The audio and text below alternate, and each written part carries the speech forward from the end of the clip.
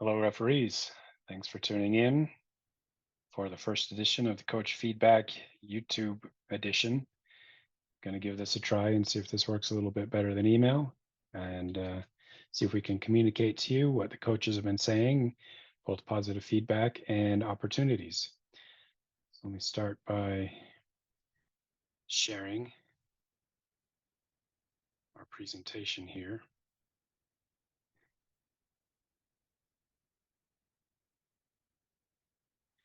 Okay, so we'll be going over the coach feedback for weeks 1 through 3.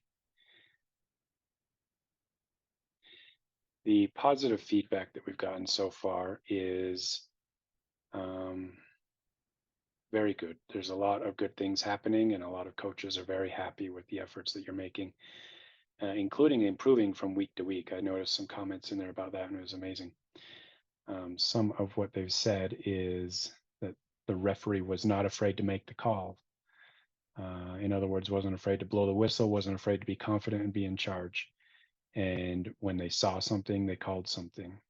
That's a good piece of feedback. Another piece is that the referee stayed close enough to the play to make the call and also explain the call to the players. So rather than blow the whistle and point, it was rather blow the whistle and communicate why you blew the whistle. Throw in this way, offside, foul, make sure everybody knows. And this referee did very good at that. One coach mentioned, I appreciated that she blew her whistle loud. And I myself appreciate that as well. I like hearing feedback like that because that's one thing that we continue to talk about. Another referee gave good instructions on throw-ins, and the coach thought he called a very fair game. So that's good. That means it's even both ways and consistent all the way through and making the right calls. Another one was she was awesome. She was very aware of offsides and moments where there was rough play and a few dangerous plays. She's a super solid ref and the best I've had in the league so far. What a compliment. That out of all the years a coach has been coaching, that you're the best. And I have a name for that. I won't share it here, but I'll give that feedback to you directly. Another one, the ref made some good calls on some trips. In other words, players go down, either slide tackling or just kicking out the feet. Whenever you see that, you got to call it. So this referee did a very good job. Another one, he did a very good job at calling fouls consistently. He called a foul, and it was called the same on both teams. So one kid slide tackles or something, another kid slide tackles, you're calling them both, and you're not being shy about it. So well done to that referee. Another one, nice and clear whistle. Helped my players on the field with positioning on goal kicks and drop kicks. So he was teaching, showing how to do it. Seemed to move with more confidence. He did fine 2 weeks ago, and he was even better today. He should be commended for improving himself from week to week. That's one of those comments I was talking about where they can see the improvement and they're impressed by that. So well done for fine-tuning your craft. Another one, she helped a goalie playing for the first time on how to do goal kicks. Again, this comes back to just coaching, not strategy. You don't say, do that and it'll make you help you win, but rather these are the rules. Here's a throw in. Here's where you put the ball in a goal kick. So coaching on the rules, coaching on how to do things the right way. And well done to that referee. And then another one, I was impressed with this one. I had players on my team say some inappropriate things, and the ref did great helping them understand they need to be sportsmanlike. Now, this is confidence. This is courage to be able to tell somebody to stop doing something that is inappropriate on the soccer field. So well done to that referee as well. So those were a couple of pages that I had for some positive feedback. There is a little bit more, but it's in a similar theme here. I do have some slides on opportunities that we'll go over, and there are a couple more slides. There's 4 slides on this, but don't take this as a negative. Take it as an opportunity. I'm trying to help you move to the next level of your refereeing, to become better and to do your best. And so let's jump into those. Some opportunities. Enforce the play outline. This seems to be a little confusing for some. I'm going to stop sharing for a second so that my screen gets big and turn to the board here. For U9 and for U10, there's a rule of the play outline, and I've drawn it on the board here. There on the field is a dotted line, a white line painted on the field. And what you need to do with that is when the goalkeeper picks up the ball, the rules say when the goalkeeper picks up the ball, whether it be a goal kick or they just made a save, whatever the case may be, the defensive team now needs to get behind the line. And I have been watching some games and I have seen where the referee gets back and is waiting for the ball to go back into play. That's fine. But you also need to be encouraging these players to come back. And it's not just waiting for them and then blowing the whistle when they don't. Rather, what you should be doing is standing like right up in here and using your arms. Okay, pink team, get back. Okay, green team, get back. And eventually they'll figure that out. If the offensive team, if the goalie decides to play quickly, that's their choice and they can do that. But if, and in most cases in U9 and U10, the goalkeeper is still trying to figure out what to do. And so you have that time to scoot everybody back. There has, I did read some feedback where some players did not get back. The goalkeeper maybe kicked it like right here and right to someone, goal scored. That's not what we're looking for. So make sure that you're actively and with big motions, get back, get back, get back, be loud. The coaches know it. No one's going to get mad at you. You're not going to be in trouble. Please just enforce that rule and enforce it right from the get-go. In fact, you should probably be mentioning that in the coaches, or rather in the check-in at the start of the game. Just let them know, I'm calling the play out line. Make sure you get behind this line. Most times the players forget or don't even know that that's a rule yet. So the more that you can help them with that, the better it's going to be. Let me come back to sharing the screen. Okay. We did read a lot about coaching kids on the field for, where do you do the goal kick? How do you do the throw-ins? Maybe something else is happening.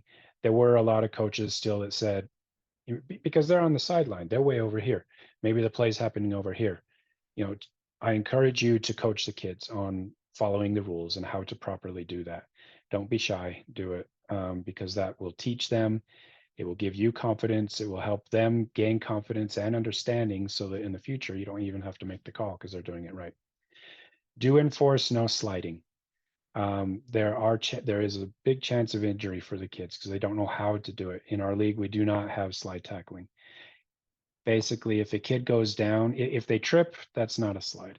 If they leave their feet to go for a play, the ball or something like that, it's a foul. It's a foul. Just call it and award the free kick for the other team, but make sure that you're calling that. Just do it right at the start. They'll stop sliding.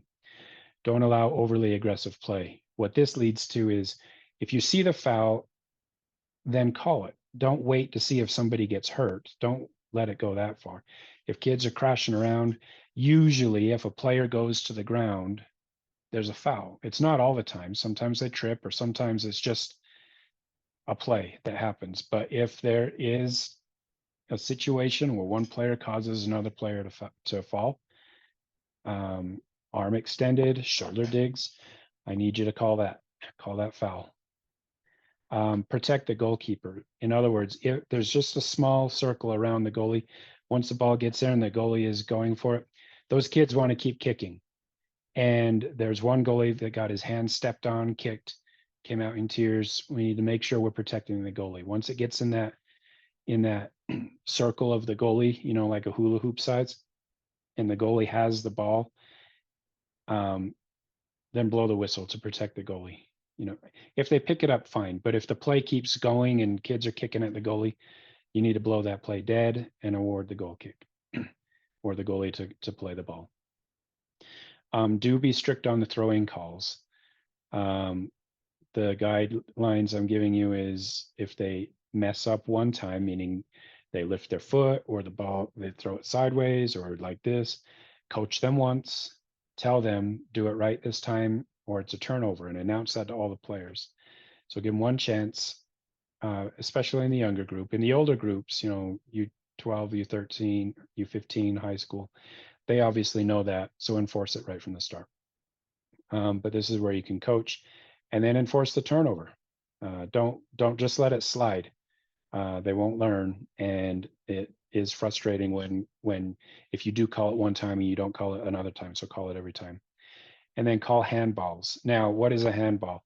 If a player is protecting their face, I'm not really going to call that as a handball because they're protecting their face.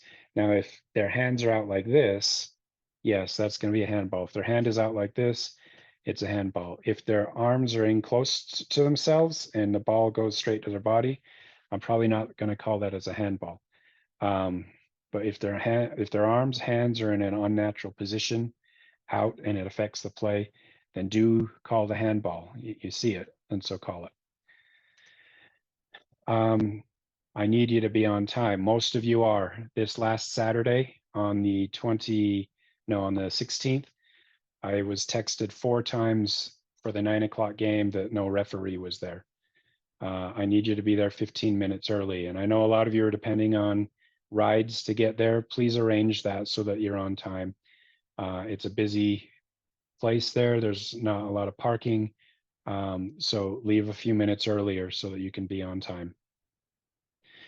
Start and end the games on time. Some of what I've seen and what coaches have mentioned is that, check-in starts like 2 minutes before game time. That's not enough time to do it. You need to be starting maybe 5 or 6 minutes before game time to do your check-ins. That way they are able to get through that process, make their game assignments, and then you can start the game on time. If something is happening and the game isn't going to start on time, you need to start your clock anyway. The train has to go. And so make sure coaches are aware that you're starting the game on time, and make sure that you're doing all you can to help the game start on time as well by doing your pre-game work with enough time to accomplish it. One piece of feedback: listen to the coaches calling for substitutions. Sometimes like sub ref, and I understand. I've been on the field and I refed, and sometimes you just don't hear it because you're in the moment. But if you can figure out how to tune your ear for the word substitution, something like that, and then blow the whistle so that play stops, wave them on, and then when all the players are off, then you blow the whistle again to continue play. Some coaches have been doing substitutions on the fly. I've heard of this. If you see that happening, you need to stop it and say, no, you substitute on a dead ball when I whistle for it. So have courage to say that and stand up to them. I will probably mention this to the coaches as well so that they understand that this is going to be called. So enforce the substitution rule. Be confident. This was a lot of them. Sometimes sometimes the referees are just not quite sure and they don't want to get in trouble for making a call. Well, I promise you more people get frustrated if you don't make a call. They'd rather see you make a call even if it's wrong than not make a call and just let something happen that shouldn't happen. So be confident. You know the rules. You've been through IREF training and you know what's going on. So go ahead and make those calls. Be confident in yourself, in your knowledge, your skill, and be confident that I've got your back on anything that may happen. Nothing will happen usually, but be confident. When you're a referee, you need to run with the play. Don't walk and don't stand in the middle and watch. You need to be close to the play. You need to look engaged. You need to look like you're interested. You need to look active. I have seen a couple of referees kind of standing and watching. And that's not the good look that Mark taught us in IREF. So you want to be part of the play. You need to be running. You need to be engaged. And don't stand and watch and don't walk. Be engaged. You need to know when to do a drop ball. Here's the number one time where I've seen it, where I've had to do it. Sometimes a ball gets kicked right into another kid's face. If that happens, if it hits the head like that, you need to blow the whistle and stop the game immediately. Go check out the player, make sure they're okay. Probably send them over to the coach to get checked out. The coaches are all trained for concussion safety, and so they know about that. Then what you do is a drop ball, and you drop it. Now, just because a ball hits a kid's face doesn't mean that it's a foul. That's just part of the play, but you have to stop it for safety. So you'll drop the ball from waist height, it has to touch the ground, and then the team that gets the ball can take it from there. So know when to do the drop ball. And that's the most common case that I've seen. Become very familiar with what offside is. That has been one piece of feedback that coaches are giving, that the referee is either not noticing or doesn't understand what the offside call is. As I mentioned in the very first video that we had, if that's a confusion to you, ask me, send me a message and I can help you understand that. There's YouTube videos that explain it. Just make sure you know what you're looking for. And when you see it, then call it. Now, just because a player is in an offside position doesn't mean you call it. You call it as soon as they make a play on the ball or affect the play somehow. So they could stand over there and just be out of contention, and that's their choice. And sometimes that happens. But as soon as they go to move to play the ball, then you blow the whistle, call offside. Don't wait till they score. That's frustrating because nobody understands why the goal got called back. Call it when they make the play and offside. Let me know if you have questions about that, please. In some cases as well, make bigger signals for your calls instead of like this. It should be big. Everyone everywhere should know what the call is. Everyone everywhere should know what you're saying, why you blew the whistle, what's going on. You're pointing, throw in. I know you're saying it to the kids, blue throw in, but you need to point for blue so that everyone knows. Corner kick, you point to the corner. Goal kick, you point, make it big, make it visible. Don't be shy. Don't not be noticed. You're the referee. You're wearing a bright yellow shirt. You are going to be noticed. You should be noticed. So play with it. Make it as big as you can. Have fun with it. Don't be shy. This one's a hard one. On the coach feedback I've gotten, only 25% of response say that the referee is introducing themselves at halftime on the sideline to the parents. So we've got a lot of room for improvement, probably for many of you. I know it's hard. I know it's scary. I know that you're shy, perhaps, to do something like that. Please do it. It helps you become a person to the parents. It helps them recognize your efforts and your hard work. So please do it. Before you go sit down and take a drink, or very quickly take a drink, come back, introduce yourself, and then wait the remaining 5 minutes between halftime. So I'm just asking you again very strongly, please do that. After the game, shake the coach's hand. There was one piece of feedback, positive feedback, I didn't copy in here, but they were so appreciative that the referee stayed in the middle to shake hands with the coaches so that they can tell you, good job. You know, they see you as a human as well and want to appreciate your efforts. Stay in the middle. I've noticed a lot of you are doing this. This is an easier one. And so keep doing that. And if you're not, please do that. They want to meet with you.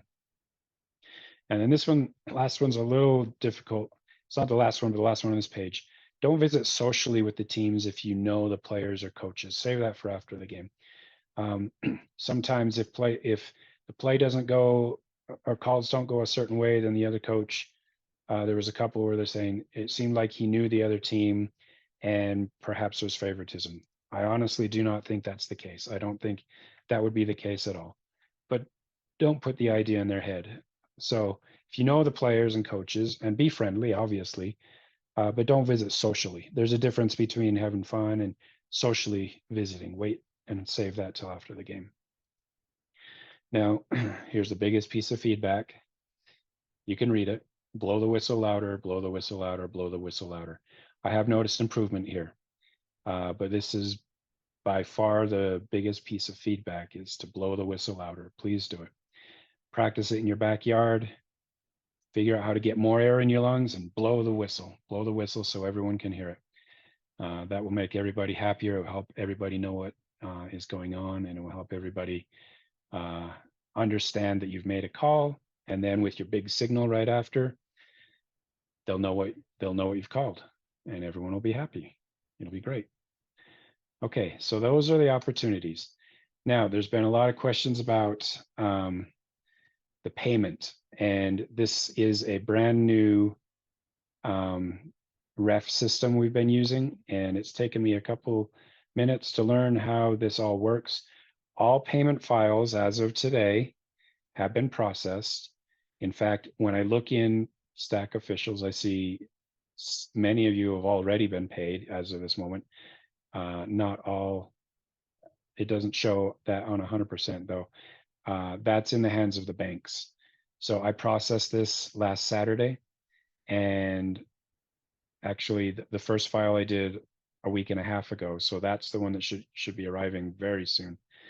I am processing these files weekly, and so you should be paid weekly on the day, but it does take a few days to process through. I mean, the West Jordan Youth Soccer is not a bank.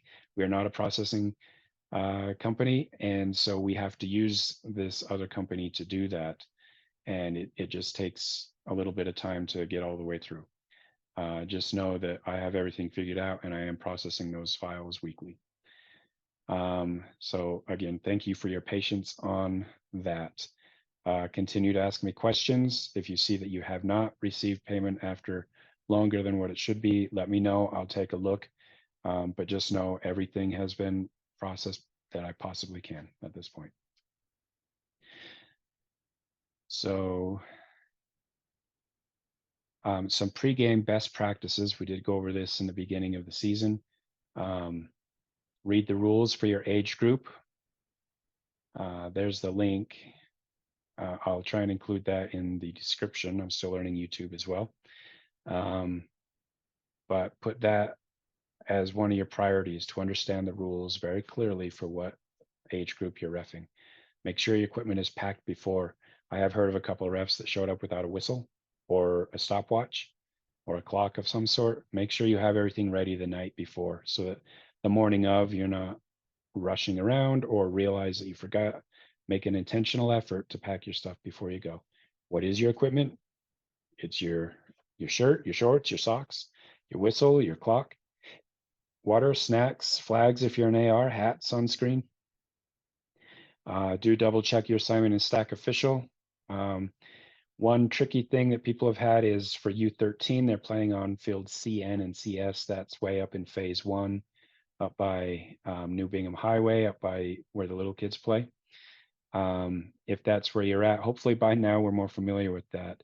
But just take a double check on what your assignment is, what time it's at, and where it's at, and that you know how to get there. And then it's always good to go back through the IREF documentation that was provided to you with your IREF number. So I'm just listing here again my contact information. You know, I'm Jeff Daniels. That's my phone number. That's my email. If you have questions or concerns or complaints or a funny joke or a song you want to sing, just let me know.